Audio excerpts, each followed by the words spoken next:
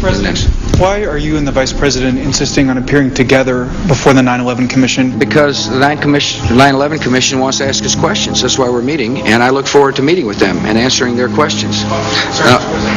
Why you're appearing together rather than separately, which was their request? Because it's a good chance for both of us to answer questions that the 9/11 Commission is looking forward to asking us, and I'm looking forward to answering them. Let's see. Do you think they should be able to stand up and speak their own words? They should go under oath. They should be, in public.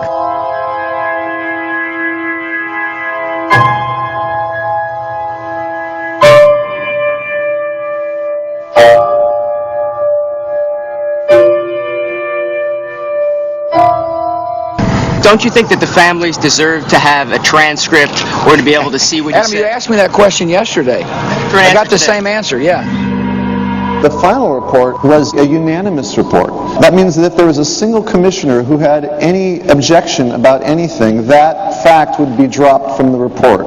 We have found out that he not only served on the transition team of the Bush administration, that he was a person who wrote a draft memo for the setup of the Bush administration's National Security Council, that he was an individual who wrote the preemptive war strategy that was eventually used for the war in Iraq, that he is a close friend of Condoleezza Rice's.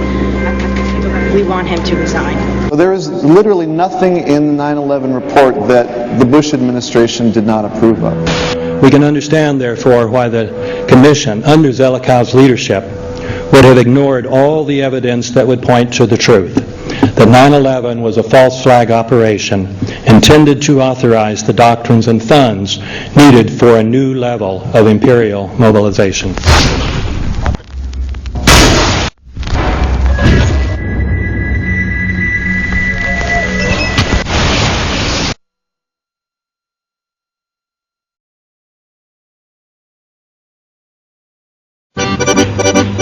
Armed with knives, armed with chemical, biological, nuclear weapons. Fanatics, terrorists, September 11th. September 11th, killers, September 11th, terrorists. Terrorists of Al-Qaeda, terrorists, nuclear weapons, terrorists. 9/11, terror, terrorists, evil. September 11th, September 11th. The terrorists, war and danger. September 11th, terrorism, global terrorism, terrorism, terrorists. Terrorists, terrorists, terrorists, terrorists, the terror. Terrorists, terrorists, terrorism. September 11th, global terrorism, terrorists. Terrorism. September 11th, world terrorism, terrorism. September 11th, global terrorism. September the 11th, terror. Weapons of mass destruction. September the 11th, September the 11th, terrorists. The evil terrorists, no. Terrorism. The words are hypnotically repeated. Terrorism, terrorist, terrorist threat, and of course, believed to be linked to Al-Qaeda. But it's the so-called war on terrorism that's in our faces practically 24/7 as the inescapable focus of our existence. One day, our grandchildren will look back on this time and ask, how was the war on terror won? The entire U.S. ruling class, ruling elite, comes to see terrorism as the preferred means, indeed the only means, to provide social cohesion, to provide an enemy image for the society to keep it together. According to neocon theory from Carl Schmitt, you have to have an enemy image in order to have a society. A very dangerous thing, because now it means that the entire social order, the political parties, intellectual life, politics in general, all based on a monstrous myth.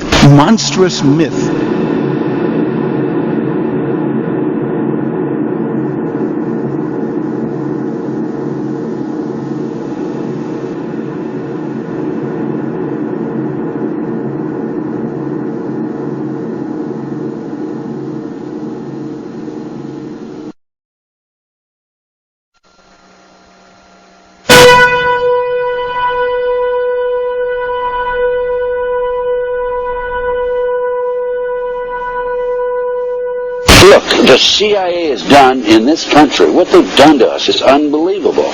Look at the terrorist acts that have occurred. The CIA behind most, if not all of them. We had the Marine barracks. We had our embassy in Kenya. We had Pan Am 103. We had the USS Cole. We had Oklahoma City. We had the World Trade Center in 1993.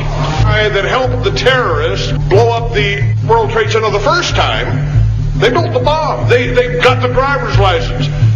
The informant, the FBI informant, a fellow named Salam, a 43-year-old former Egyptian army officer, he was given the assignment to put the bomb together. And he went to his supervisor, his FBI supervisor, and said, we're going to put a dummy bomb in here, right? And the FBI supervisor said, no, we're going to put a real bomb. The FBI actually carried out the attack on the World Trade Center in 1993. They actually hired Ahmad Salam and paid him $1 million and gave him real explosives, a detonator, and told him to build a bomb and to give it to the foolish people that he was controlling to allow them to attack the World Trade Center complex. Unfortunately for them, there were only 6 people killed, not enough to pass the legislation. So what happened is 2 years later, April 19, 1995, down comes Oklahoma City Murrah building, 168 people killed. 1 year later, the anti-terrorism legislation that takes away many of our constitutional rights and civil liberties is passed.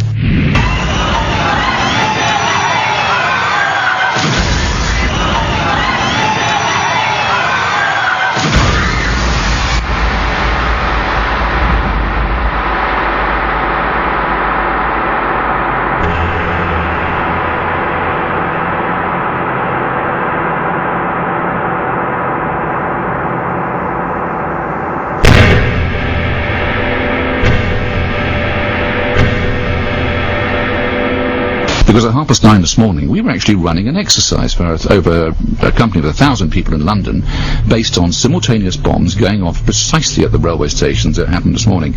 So I still have the hairs on the back of my neck standing upright. To get this quite straight, you were running an exercise to see how you would cope with this, and it happened while you were running the exercise? Precisely.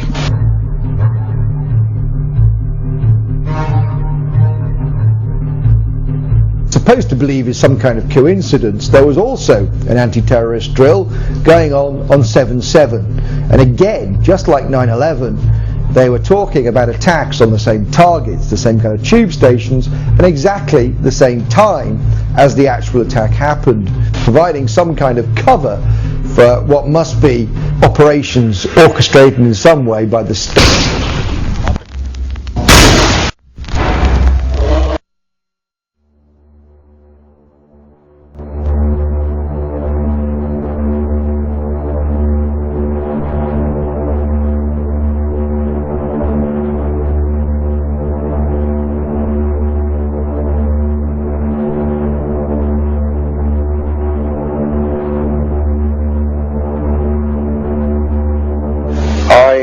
Absolutely appalled at how much people in this country do not think. We are given to understand that an Arabic guy out there up in the mountains financed the most elaborate attack on this country. Do you think some people in a cave, were able to have NORAD stand down? Do you think that people in a cave were able to have all of this happen? And when I think about how many Americans were killed in New York City, and believing as I do that this thing was a setup job, this is a textbook operation that Nazis used, and they've used it over and over again. America has been suckered in one more time. I don't have to tell you things are bad. Everybody knows things are bad. The dollar buys a nickel's worth. Banks are going bust. Shopkeepers keep a gun under the counter. Punks are running wild in the street. There's nobody anywhere who seems to know what to do, and there's no end to it. We know the air is unfit to breathe and our food is unfit to eat. We sit watching our TVs while some local newscaster tells us that today we had 15 homicides and 63 violent crimes, as if that's the way it's supposed to be. We know things are bad, worse than bad. They're crazy. It's like everything everywhere is going crazy, so we don't go out anymore. We sit in the house, and slowly the world we're living in is getting smaller, and all we say is, please, at least leave us alone in our living rooms. Let me have my toaster and my TV and my steel-belted radios, and I won't say anything. Just leave us alone. Well, I'm not going to leave you alone. I want you to get mad. I don't want you to protest. I don't want you to riot. I don't want you to write to your congressman, because I wouldn't know what to tell you to write. I don't know what to do about the depression and the inflation and the Russians and the crime in the street. All I know is that first, you've got to get mad. You've got to say, I'm a human being. God damn it. My life has value.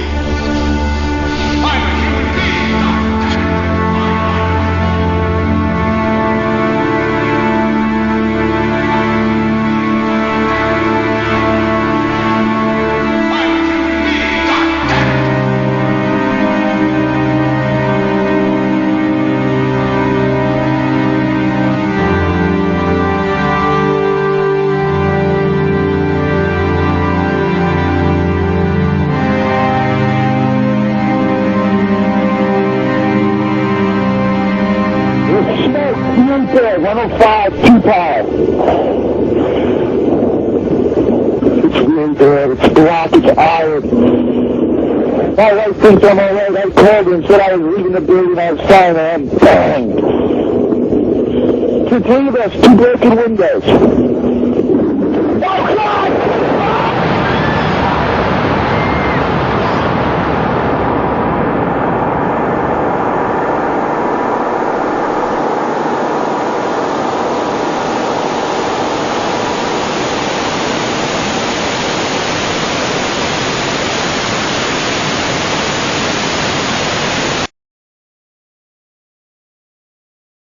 Ladies and gentlemen, the very word secrecy is repugnant in a free and open society, and we are, as a people, inherently and historically opposed to secret societies, to secret oaths, and to secret proceedings.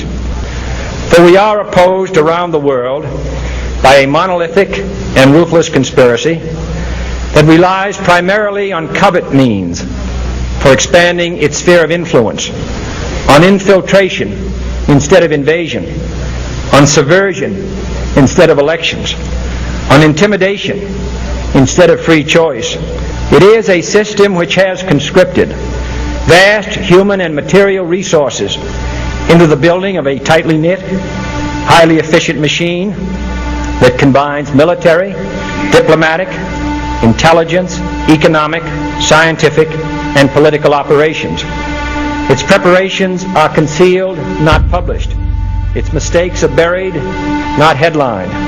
Its dissenters are silenced, not praised. No expenditure is questioned, no secret is revealed. That is why the Athenian lawmaker Solon decreed it a crime for any citizen to shrink from controversy. I am asking your help in the tremendous task of informing and alerting the American people, confident that with your help, man will be what he was born to be, an independent.